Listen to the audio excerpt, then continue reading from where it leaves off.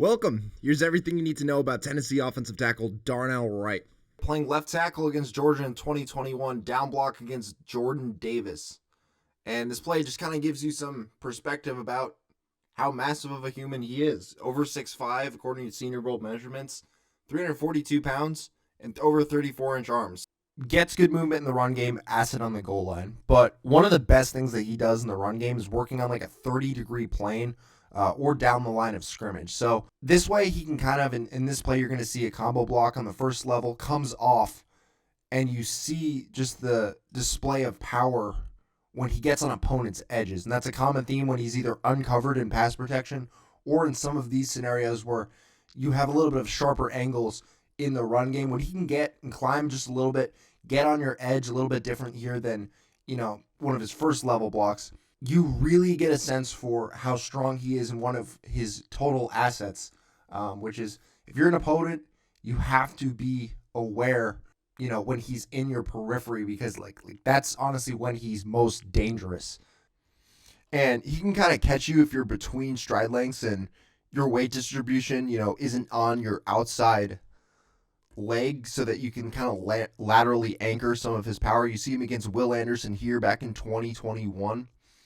Backside of the pistol boot action, and you see him torque, and this is kind of where he can generate more of his power, almost like a right-handed hitter in baseball, torquing from right to left, and it isolates a little bit of his upper body power, as you see Will Anderson right here with those powerful legs, and you get it a little bit better on the other angle, but as he kind of torques, he doesn't have that right leg like fully anchored yet, and you see the position he puts Anderson right here, and Anderson able to recenter himself a little bit, again, backside of this concept. But regardless, the upper body power is like one of his main selling points in terms of big shoulders, chests, plays a factor in why he's so good at the snatch trap technique when opponents really try to get into his chest. And then also like the core, the chest, and then the length as well. Not that he lacks lower body power, but the upper body is just, top tier, like 96th percentile and above type of upper body power. Tight front, bowl game against Clemson. Combo block with the right guard against Brian Breesy right here, illustrating a few points. And he's just totally torquing him. And when we talk about overall, like, grown man strength, he's 21 years old. For as much football as he's played, he's 21. But grown man strength is a real term with him, and he has a good sense overall. Like, he gets movement in the run game a lot of times, even with higher pad level, which is a good sign that you're pretty strong. Overall strength, and then also an instinct and an awareness for when an opponent might be at a momentary point of weakness in terms of their body positioning and his ability to just get under that tricep shoulder area, just torque, lift Brian Breesy, who's 300 pounds, established draft prospect, just completely off the ground and just really ragdoll him. Skip pull to the left from the right tackle position, tight front up to the second level of that play side linebacker. Does a good job consistently when he gets his head inside and upfield, creates that leverage, that seal inside, and they gets additional movement as well to keep the overall integrity of the block for how long he needs to. So he's good on these types of plays. Could be a factor if you do want to play him at guard as well on either kickouts or, kind of more condensed pulls.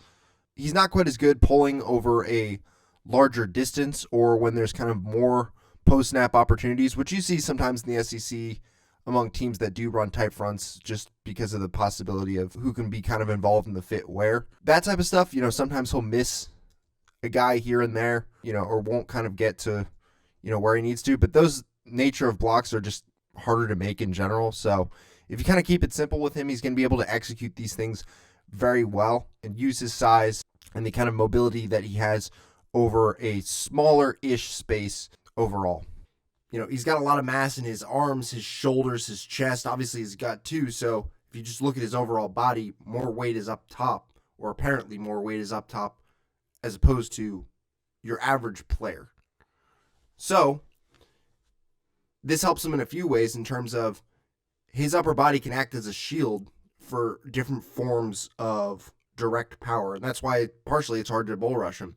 It's hard to get his weight back to his heels, and it's also hard to get a lot of that upper body mass behind his hips to where you can really take advantage of him. The overall process of Wright, because he's a very smart player and technically sound when he's kind of like in position. But if you can kind of isolate him, and especially if you kind of have a bag of pass rush moves like Ojulari does, where you have this kind of like fluidity, the get off, and then some of the moves that he does, just in terms of you have to be concerned about more things. Now, for the NFL kind of projection, you're more so looking at like, how is this going to matter when he has to block for deeper pockets against some of the NFL's best? So he still did a nice job at, neutralizing it to a degree. But you could definitely see he was tested just by looking at his, kind of his hand placement in the positions of control that, he was kind of taken out of at times. But, Hendon Hooker's typically at 7, sometimes as deep as 7.5 yards, but he plays, kind of up and tight to the pocket. So his set point is more shallow, which I think benefits Wright. So just something to kind of consider. How is he going to play these types of reps in the NFL, from a technical standpoint, and are there going to be rushers who can kind of isolate him and get him in more reactive situations as opposed to situations that he can kind of control the variables? Because when he can control the variables, he is very good. But when his hand placement kind of like shifts a little bit to the inside half of a rusher, they can turn the corner, and then he also has to worry about other things. That's kind of, just something to keep an eye on for how he's going to match up in the NFL. How does your body naturally react to things that happen pretty unexpectedly? So Anderson, 4-eye alignment, pre-snap, the context of this move. But before that, his left foot gets tangled up a little bit with the right guard, who's kind of in his space. And just a really nice job to counteract that force, recenter himself, and then chase pretty immediately to try to save this play. Hooker takes off and runs. So when we kind of unpack how good he is at different dimensions of balance, it's going to be a little different for each one. It's not really uniform across, but this is a really nice example of big man athleticism and showcasing some of the abilities that he has. Wide alignment, speed to power rep against Will Anderson right here. And Anderson from these alignments, like, this is truly his fastball. Like, he's put tackle on their ass with this move. Just super powerful legs. Really. So the fact that he can kind of eat as much of this as he can, and yes, he's finishing a little bit to the inside right here. Context of the right guard coming over to bump. But regardless, and he had a few better reps actually against Anderson's speed to power. This is kind of the one where he was like probably most tested on, and this is still what it looks like. So again, size is a real asset. Some of his technique, overall nice recovery right here to stay in a balanced position. Huge win for Tennessee. Wright played real well against Anderson overall. Anderson kind of an off day. You can kind of look at him, against some of the other players. I think he might have had a TFL. It was kind of unblocked, missed a few tackles, but this is also kind of insight into the matchup issue. You can kind of chart this however you want, especially given the player he's going against and considering this is like his move. It's actually a really, really nice job. Does a nice job finishing, and again, getting back to, he has a good awareness for when you're at a momentary point of weakness. So he finishes in pass protection even beyond the snatch trap technique, either washing guys down or, kind of knowing when to exert his power. A lot of the inside moves that he'll lose to they just happen, when you go through him over the course of time. It might be a one-off in each game. The Clemson game, his last game of his career against Brian Breesy, gave up 2 inside moves pretty early in the game, both of them. And this is probably the one game where it had a little bit more meaning in terms of, hey, it was totally based on the talent of who he was going up against. So it's not a major issue overall. He still has length to kind of deter if you don't time these up right, or if he can anticipate and come back inside. But one of the things with him is, like, it's not like he has just unlimited range as a pass protector. So you could say, hey, if he has to block for deeper pockets, does this matter a little bit more if his range is kind of being tested a little bit? But a common theme with the inside moves is that you'll see, like, he's top heavy and he's 340. So he's not going to be able to move with, like, top tier fluidity in every single direction and immediately, like, exactly when he needs to. A lot of times you'll see, and this is a common theme with him, he'll kick, and then reacting to the inside move, he'll have to kick, widen base, redirect. And it's not a major lag to where, I'm going to say, like, hey, he's going to give up a ton of these. These are also usually high risk, high reward moves that are really just a change-up, so they can catch you off guard.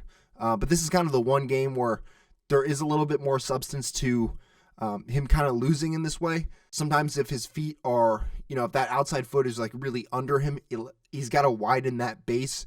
And he kind of does it like pretty naturally too. So, it's not like a major technical issue, but it might be a sign of just when you watch him in all these other plays, he doesn't have unlimited kind of movement ability, and his movement's a little bit more effortful. So, his foot a lot of times, like, he can move at a certain speed if everything's kind of like intact and where it needs to be. So, playing with a wide base and kind of anticipating some of these moves, and it's hard for him to just completely contort all of his body. He's almost like a train or a big truck in a way where, like, he's got this power, he can move, he can get up to a certain speed, but sometimes it just takes a quick second. It's not even bad, really.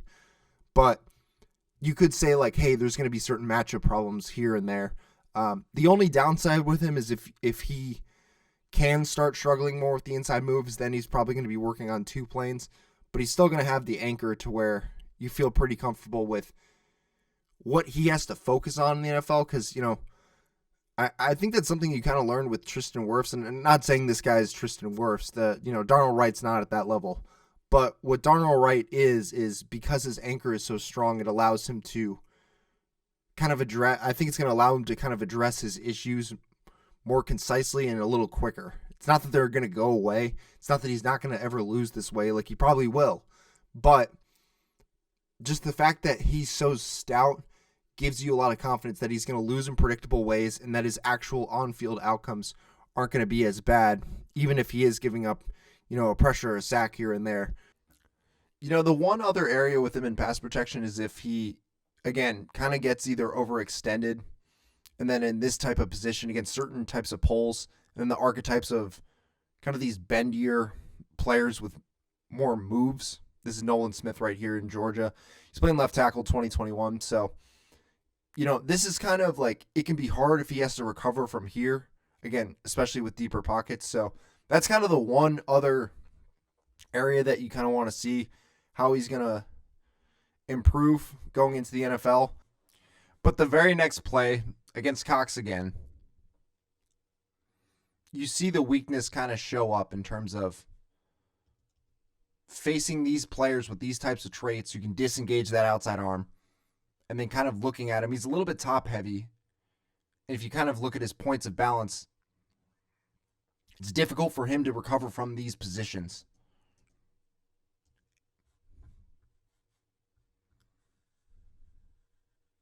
In terms of late lateral mobility up the field,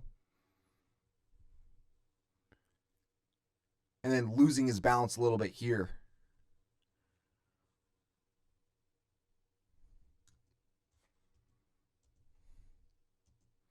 It's just something you kind of wonder with in terms of in the NFL, like, how much is this going to matter? Is a lot of it's going to be based on system, his development of his own technique, and how he kind of plays set angles as well. You're going to be blocking typically for a little bit deeper pockets at times in the NFL. And so these wide alignment rushers, we'll have to see kind of how his technique improves. But that one kind of mobility aspect, you can say, like, okay, he's on balance this play. Like, he's fine here. There's so many plays where he is. But it's still the one caveat, the one asterisk that you have by him in terms of how is he going to be able to kind of counter this against the best of the best.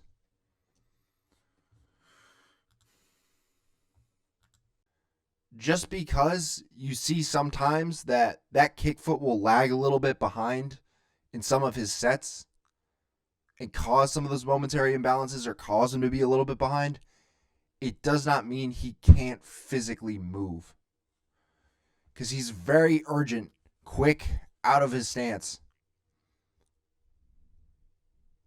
Strong two-handed punch, too.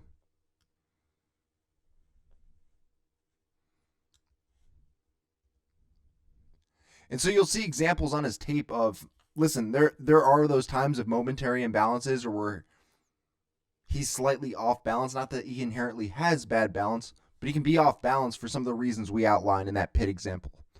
But it does not mean that he's incapable of moving. And there's some examples of him moving at a faster pace, which give you some insight into maybe this can improve. Maybe it's better than he always shows. Because if you look at it for the most part, it's not like he's still losing. He's still like very consistent in terms of does he actually get guys blocked. Another thing with Wright is that he can get overextended in the run game. Part of this is based on how aggressive he is coming out of his stance, especially when he fires low. Something else to factor in is body composition. And if his base narrows on some of these plays, he's a little bit more top heavy, so sometimes his weight can get away from him. And you can see plays like this. So that's one of the other things that you kind of got to see. Went away wanting more from him in the run game at times, but when everything's in line, he's getting movement, he's big, he's hard to run around, and he's really good on like the gap style plays. Not saying that he can't execute zone stuff, but again, best when he's working on opponents' edges and he's just getting guys on the ground that way. Gets vertical movement in the run game, ends up on the ground sometimes. Sometimes he ends up kind of like whiffing. So that's the one thing that you kind of also want him to improve on. But he's an asset at the goal line. He's strong. Rarely do you just see him get thrown around unless he's actually off balance. So the balance thing is kind of, a complicated issue where there's a lot of plays that go in different boxes of good balance, bad balance, on balance, but it's kind of hard to explain. But analyzing his points of balance, I think he can kind of lean on guys too much at times in the run game, but this is also a byproduct of it's a give and take with him, and it's uncertain reps. So we'll see kind of how he changes some of his technique, and if he keeps his weight back a little bit more while staying aggressive, which can be a little counterintuitive. But if he can improve that kind of area to where he's some of this top heaviness, this is one of the symptoms that you'll see of it. So overall, good run blocker. Want a little bit more in these kind of areas. And the balance thing is still a complicated discussion over exactly how good of balance he has. And it kind of varies from rep to rep. Only started 2 games at guard in his career, actually, one of them being the 2019 Florida game. Now, he moved around to right tackle, so his actual guard experience is pretty limited in college relative to how much he played. He's going to get, got by a fake. He's going to give up this pressure. Could have been a sack. Jonathan Grenard, the rusher, third-round pick, outplayed his draft stock. So drastic age difference. I mean, he's got to be 18 here. So this is the 4th game of the season. You're never going to really just be like, okay, this is a good move from a good rusher who went to the NFL that year.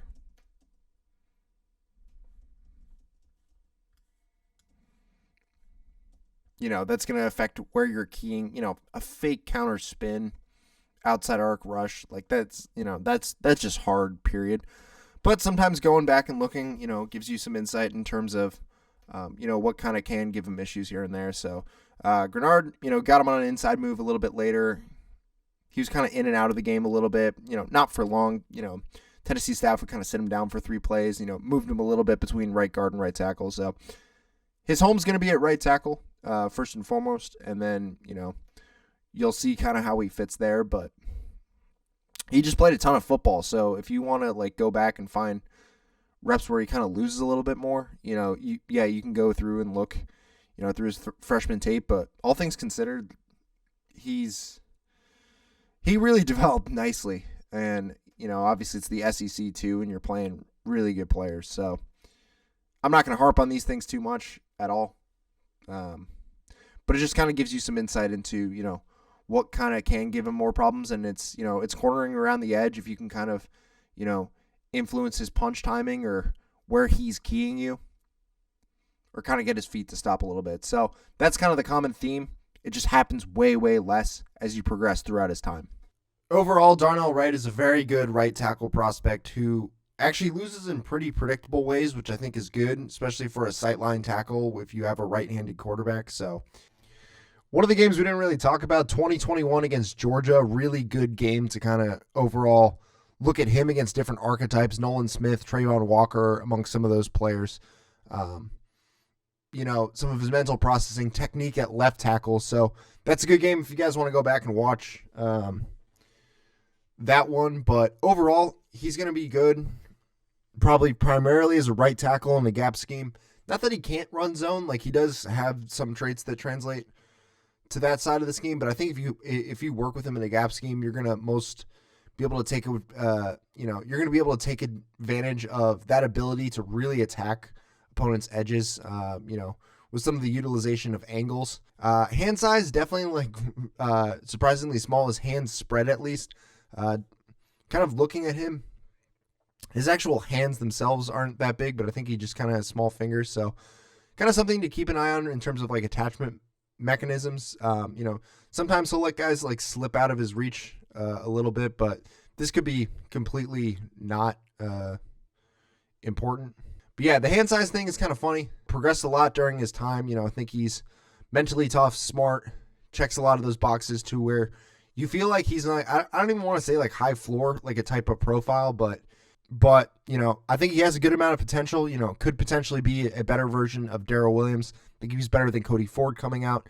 Don't think he has the guard potential that Tevin Jenkins we saw last year, because Tevin Jenkins has some very, very high potential upside, already has played well with the Bears at guard and should continue to ascend. So back in 2019, Cody Ford, one of the reasons that he kind of didn't develop on a higher level was he was kind of like a very exceptionally aggressive two-handed puncher, had the length, had the size, body composition's a little different.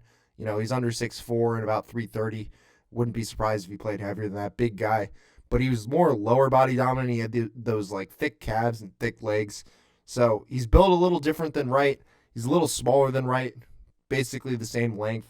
Probably ran a little faster than Wright will, but I could see Wright being as good or better in some of these areas as well. Cody Ford went 38 overall, didn't fully pan out the way that you'd want for the Bills now with the Cardinals. So I think that size is going to allow him, and some of his patient kind of punch style, he's more of a hugger than a puncher. So this might benefit him more than a player like Ford, who, you're projecting to the inside and had some of those kind of punch timing issues and never really fully felt in his element with the Bills. Oh, and he definitely gets more than 19 reps on the bench.